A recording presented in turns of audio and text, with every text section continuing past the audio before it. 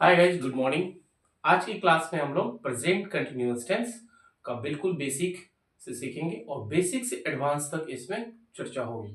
Present continuous tense का definition से लेकर उसमें आपको स्ट्रक्चर भी बताया जाएगा, सिंबल भी बताया जाएगा और उसके बाद आपका उसका यूजअप भी बताया जाएगा, यानी रूल्स बताया जाएगा कि कहाँ कहाँ प्रेजेंट कंटिन्यूअस टेंस का यूज होता है, कौन से वर्ब का किस वर्ब में आईएनजी लगता है और किस वर्ब में आईएनजी नहीं लगता है। इसका भी डिस्कशन इस क्लास में होने वाला है। ओके, तो चलते हैं प्रेजेंट कंटिन्यूअस टेंस की ओर।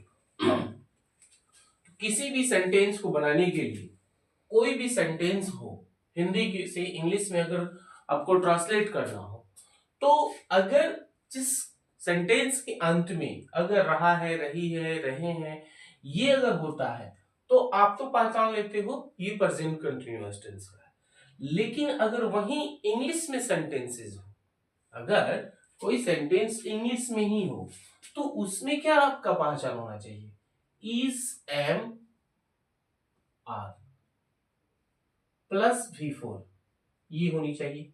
अगर किसी सेंटेंस में इजेम आर का यूज हुआ है कोई भी सब्जेक्ट के बाद, किसी भी सब्जेक्ट के बाद अगर इसका यूज हुआ है तो ये आपका क्या हो जाता है? Present continuous tense.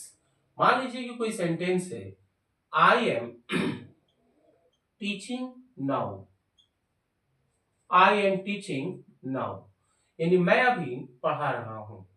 तो ये सेंटेंस अगर सडनली किसी को दिया जाता है तो अब इसी को कहा जाए कि इंग्लिश टू हिंदी करने के लिए तो थोड़ा सा प्रॉब्लम होती है। लेकिन जो लोग अगर सीख लिए हैं उनको कोई दिक्कत थोड़े है, नहीं है। अगर यहां एक सेंटेंस लिखा जाए कि मैं अंग्रेजी पढ़ा रहा हूं, पढ़ा रहा हूं, ये लिख दीजिए, अभी मैं अभी अंग्रेजी पढ़ा रहा हूं, राइट। तो अब ये जो सिंबल जो हम चर्चा कर रहे थे सिंबल का, तो उसपे बताया जाता है कि जिस क्रिया के अंत में रहा है, रही है, रहे हैं, ये तो ये एग्जाम में तो क्वेश्चन मिलता नहीं है इस टाइप से कि हाँ आप ये मैंने हिंदी लिख दिया और आप इसको इंग्लिश में ट्रांसलेट करो, ऐसा नहीं होता है।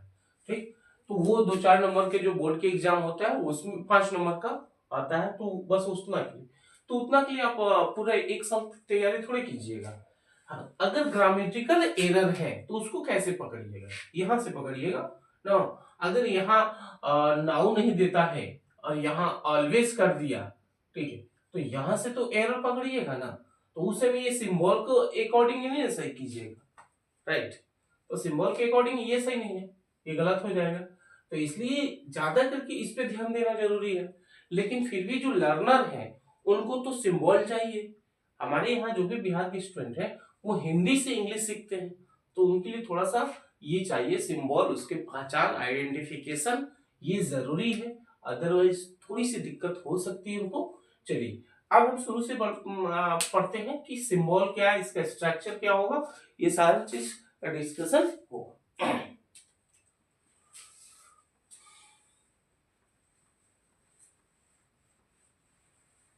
चलिए सबसे पहले तो इसका डिफिनीशन लिख लीजिए। सबसे पहले इसका आप डिफिनीशन लिख लीजिए, क्या होता है प्रेजेंट कंटिन्यूअस टेंस का डिफिनीशन लिखिएगा इंग्लिश में। The sentence which denotes the sentence which denotes in the present time, in the present time,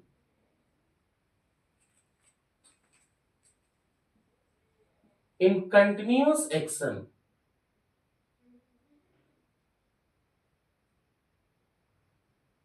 in continuous action is said to be, is said to be in present continuous, in present continuous। Okay, यानी वैसा कार्य उस वाक्य में, sorry जिस वाक्य से present time में किसी एक्शन का जारी रहना किसी एक्शन का जारी रहना ही प्रेजेंट कंटिन्यूअस टेंस में कहलाता है। क्लियर? किसी को कोई दिक्कत नहीं। The sentence which denotes in the present time in continuous action is said to be in present continuous। हो गया ये।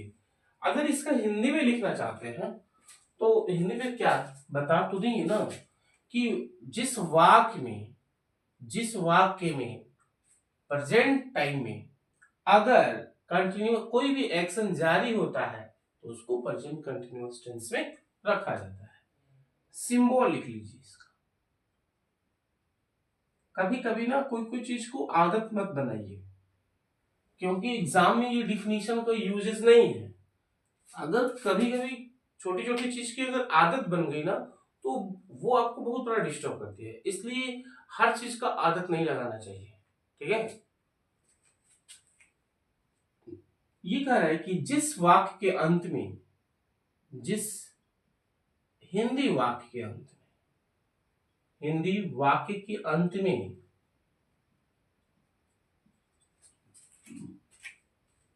रहा हूं,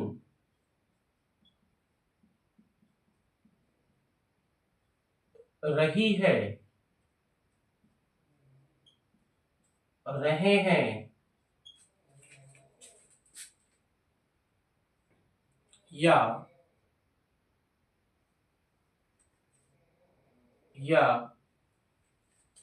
हुआ है,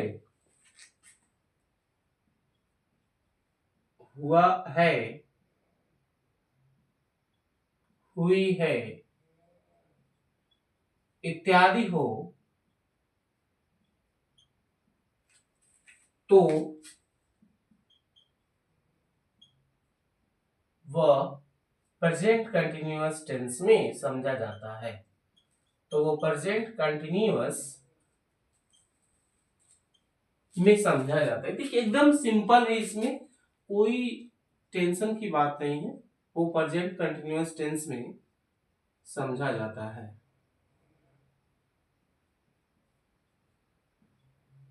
ये तो आपका हिंदी सेंटेंस का पहचान हो गया, सिंबल हो गया कि किसी भी सेंटेंस के अंत में, किसी भी हिंदी वाक्य के अंत में, किसी भी हिंदी क्रिया के अंत में इस तरह का सेंटेंस है, इस तरह का वाक्य हो तो वो प्रेजेंट कंटिन्यूअस टेंस में समझा जाता है। राइट? चलिए अब स्ट्रक्चर जो है उसको नोट कीजिए। स्ट्रक्चर बोलते हैं। ठीक है?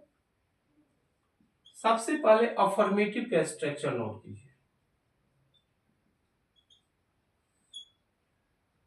सबसे पहले अफर्मेटिव का तो subject plus is am are plus V4 plus object या अदर वर्ड्स भी बोल सकते हो।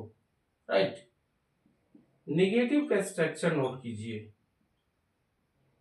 Subject plus is am are plus not plus V4 plus object. इसका इंट्रोगेटिव का स्ट्रक्चर नोट किया जाए। आप लोग वीडियो को रोक के उसको पॉज करके सारी चीज नोट कर सकते हो। इसका असाइनमेंट भी तैयार कर सकते हो। Is am are plus subject plus V4 plus object plus question mark.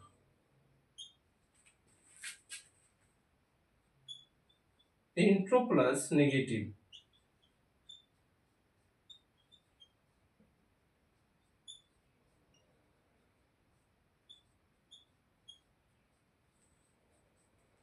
Intro plus negative का स्ट्रक्चर जो है इस टाइप का।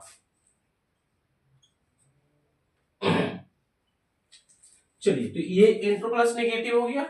एक जो है स्ट्रक्चर बहुत इंपॉर्टेंट है, ये है WH क्वेश्चंस। WH क्वेश्चंस का मैं बहुत सारा वर्ड्स एक क्लास लिया हूं और उसका वीडियो प्रोवाइड करा दिया हूं। अगर WH वर्ड में आपको दिक्कत हो रही है तो जाके वो वाला वीडियो देख लीजिए। उसमें WH वर्ड से जितना रिलेटेड है ना वो सारे के सारे इंक्लूड है इसमें। बहुत मस्त क्लास है वो। तो डब्ल्यू एच वर्ड में, जैसे डब्ल्यू एच वर्ड में क्या क्या आएगा, अगर पूछा जाए डब्ल्यू एच वर्ड क्या होता है, क्या बताइएगा? चलिए कमेंट करके बताइएगा क्या होता है।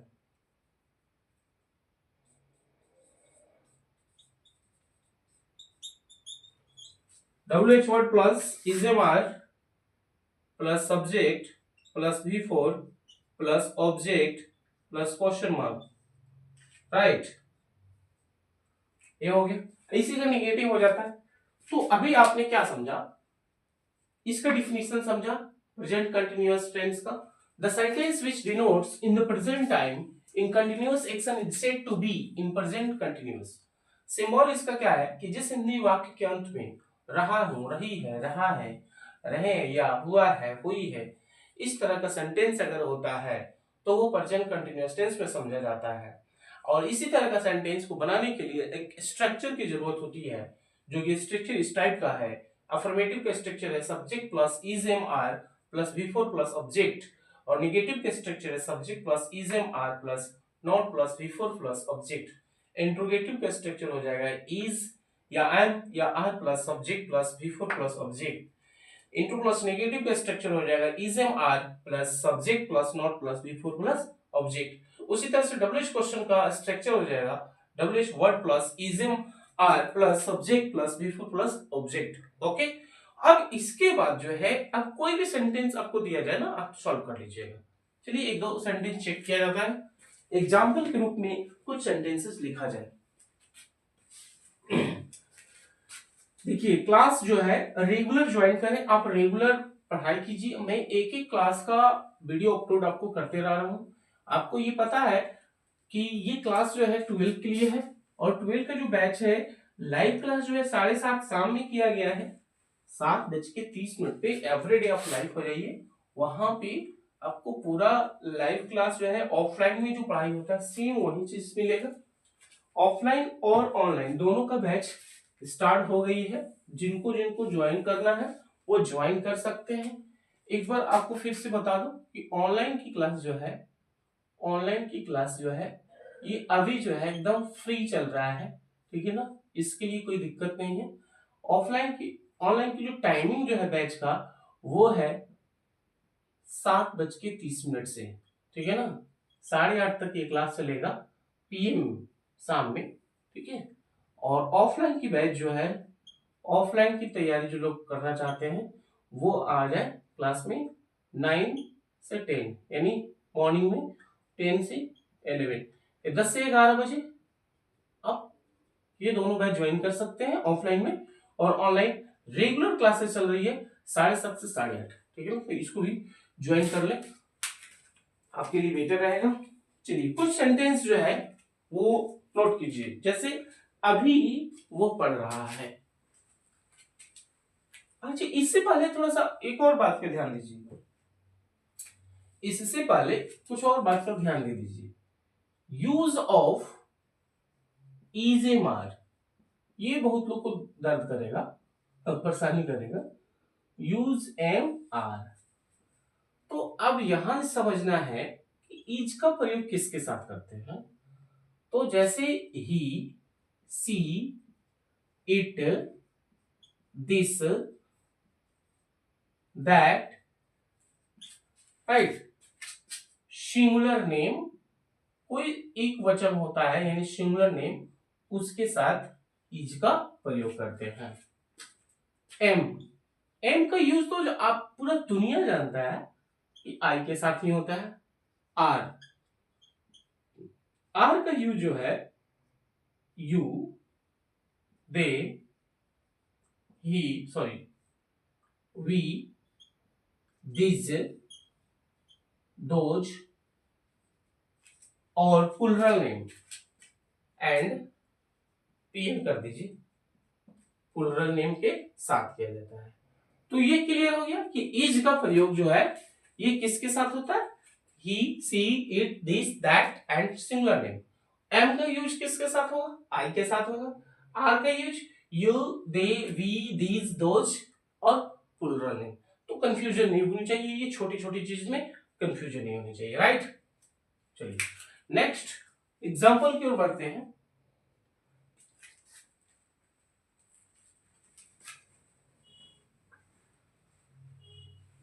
और एग्जाम्पल जो होगा हिंदी सेंटेंस के रूप में होगा जैसे वह अभी पढ़ रही है ना, वह अभी पढ़ रही है। उसके पिताजी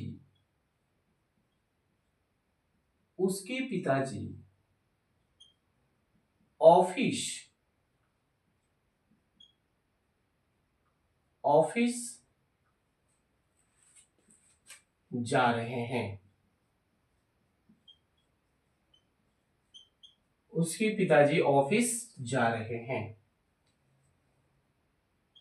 वे लोग रोज सुबह में वे लोग ऐसे लिखिए, वे लोग आजकल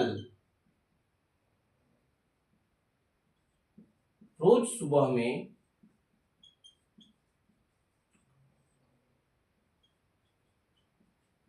टहलने जा रहे हैं। ओके, वह बाहर बैठा हुआ है।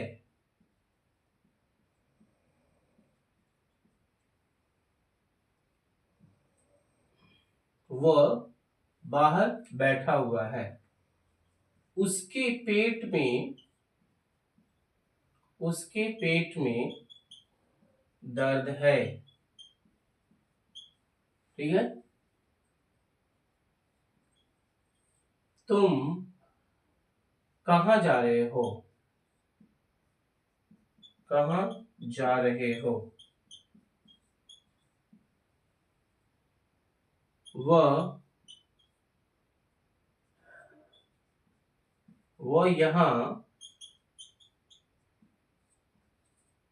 वह यहाँ क्यों आ रही है? तो इस टाइप के सेंटेंस अगर मिलता है तो आप बेसिकली समझ गए कि ये जो सेंटेंस है ये किस टेंस का है। तो जिस क्रियाकर्म में रहा है, रही है, रहे हैं ना, हुआ है, इस तरह का जो भी सेंटेंस होता है वो प्रेजेंट कंटिन्यूअस टेंस में होता है। राइट, अब देखिए एक एक सेंटेंस को हम लोग ट्रांसलेट करते हैं। ठीक है, जैसे वो अभी पढ़ रही है तो क्या हो जाएगा, सबसे पहले किसी भी हिंदी सेंटेंस को इंग्लिश में ट्रांसलेट करने के लिए सब्जेक्ट ढूंढा जाता है। तो सब्जेक्ट आपका क्या होगा, सी। ठीक है ना, सी के साथ क्या लगेगा, क्या बताया गया है, सी इज। अब क्या पढ़ रही है तो पढ़ना का क्या होता है, रीड। और रीड में क्या जोड़ देंगे, ING. She is reading now. उसके पिताजी ऑफिस जा रहे हैं तो क्या हो जाएगा यहाँ, his father is going to office. Clear, कोई दिक्कत नहीं। वे लोग आजकल रोज सुबह टहलने जा रहे हैं। सुबह में भी हो जाएगा और ऐसे भी। तो क्या लिखिएगा, दे, यहां से लिख दीजिए, दे आर गोइंग टू। अब देखिए यहां पे क्या हो गया कि पहले तो सब्जेक्ट ढूंढे और सब्जेक्ट के बाद यहां लास्ट में देखना है तो जा रहे हैं, तो इसका पहले लिखिएगा। तो जाना के क्या होगा, गो। और कंटिन्यूअस टेंस है तो इसमें क्या लगा दीजिएगा, आईएनजी। तो दे आर गोइंग टू क्या कर रहे हैं, अब जस्ट बगल वाला वर्ब को लाइए। तो गोइंग टू वॉक। राइट, अब इसके जस्ट बगल में अगर रोज सुबह में होता लिख ही दीजिए तो इन कर देते हैं यहाँ पे। सबसे पहले एक एक चीज का इन। अब मॉर्निंग की बात हुई तो रोज सुबह एक ही बात है, तो in every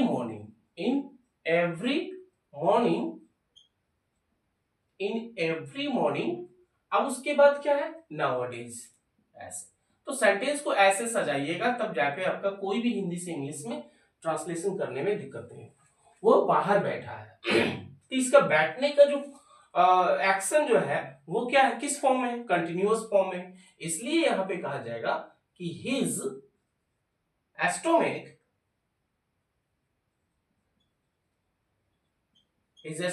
is aching, paining नहीं होता है, राइट। ओ सॉरी, एक सेकंड भाई, वो बाहर बैठा है ना, तो इससे होगा he is sitting outside. Outside, okay. और उसके पेट में दर्द है, तो क्या हो जाएगा, हिज स्टोमक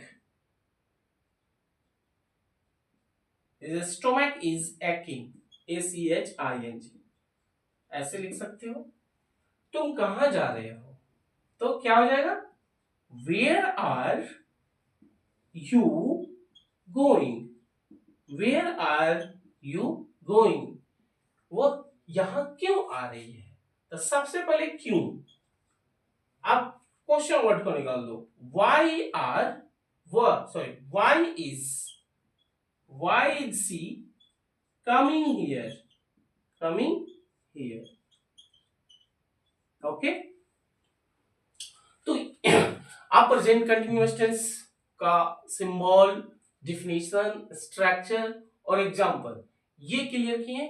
ये जो है बहुत सिंपल क्लास है, इसमें आपको ज्यादा दिक्कत नहीं होगी। जो अभी अभी स्टार्ट किए, जस्ट आज से ही स्टार्ट कर रहे हैं, उनके लिए भी क्लास ठीक है, और जो लोग बहुत पहले स्टार्ट किए हैं उनके लिए भी क्लास सही है। उनको तो ये इजी लग रहा है, और इजी है ही, लेकिन इसके बाद वाला जो क्लास लिया जाएगा वो थोड़ा सा एडवांस हो जाएगा, ठीक है ना। इसमें भी बहुत सारी चीज पढ़ना है, घबराने की बात नहीं है। ऐसा स्ट्रक्चर इसमें भी आएगा जो शायद आपने भी नहीं देखा है, और आपको भी मजबूर हो जाइएगा आप उस सेंटेंस को, उस स्ट्रक्चर को याद करने के लिए, क्योंकि आप जब तक एडवांस नहीं पढ़िएगा तब तक आपसे आगे की एग्जाम क्रैक नहीं होगी। तो इस तरह की क्लास को अटेंड करने के लिए आप चैनल को लाइक एंड सब्सक्राइब करते रहें। Thank you.